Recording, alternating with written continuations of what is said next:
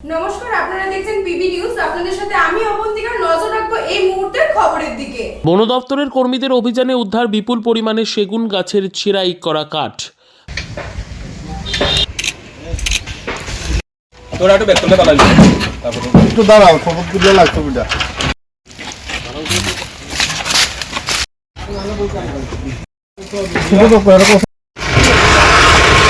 পলাতক অভিযুক্ত কাঠমাফিয়া। ত্রিপুরা উত্তর জেলা ধর্মনগর রানীবাড়ি গ্রামে বন দপ্তরের কর্মীদের ঝটিকা অভিযানে উদ্ধার হলো বিপুল পরিমাণ চেরাই করা সেগুন কাঠ। গোপন তথ্যের ভিত্তিতে শনিবার কদমতলা ফরেস্ট বিটের ইনচার্জ অভিজিৎ দাসের নেতৃত্বে অভিযান চালিয়ে প্রায় 70 ফুট সেগুন গাছের চেরাই করা কাঠ উদ্ধার হয়। বন দপ্তরের রেঞ্জার সুপ্রিয় দেবনাথ দলবল নিয়ে রানীরবাড়ি গ্রাম পঞ্চায়েতের 4 নম্বর ওয়ার্ডে অভিযুক্ত কাঠমাফিয়া আব্দুল সাত্তারের বাড়িতে অভিযান চালায়।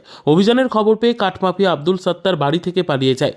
উদ্ধারকৃত চেরাই করা কাঠগুলির বাজার মূল্য আনুমানিক 70 থেকে 80 হাজার টাকা বলে জানিয়েছেন বন দপ্তরের রেঞ্জার সুপ্রিয় দেবনাথ। খবরের ভিত্তিতে আমরা রানীবাড়ি এলাকাতে একজন লোকের বাড়িতে গেছি। তো যাওয়ার পর এখান থেকে আমরা আনুমানিক 70 সেফটি 70 থেকে 80 হাজার টাকা হইব। তো ওইটা তারপর ধরার পর সিজ করার পর এখানে আমরা গেছি। মালগুলোর যে মালিক আছে, আমরা প্রাথমিক যে ইনভেস্টিগেশনে পাইছি তার নাম আব্দুল সত্তার। তো ওনার বাড়ি থেকে আমরা স্যার, কাউকে কি আটক করতে পেরেছেন? না, অ্যাকচুয়ালি বাড়িতে আসলেন না উনি, তো আমরা আটক করা গেছে না। পলাতক কাঠমাফিয়ার বিরুদ্ধে মামলা দায়ের করেছে বন দপ্তরের কর্মীরা এবং তাকে আটক করার জন্য তদন্তও শুরু হয়েছে। Bureau report, PB news. ইভল্যান্ড নার্সিং হোম, এখানে যে কোনো রকমের চিকিৎসার বিশ্বস্ত প্রতিষ্ঠান। খুবই কম খরচে বিশ্বমানের চিকিৎসা প্রদান করে থাকে।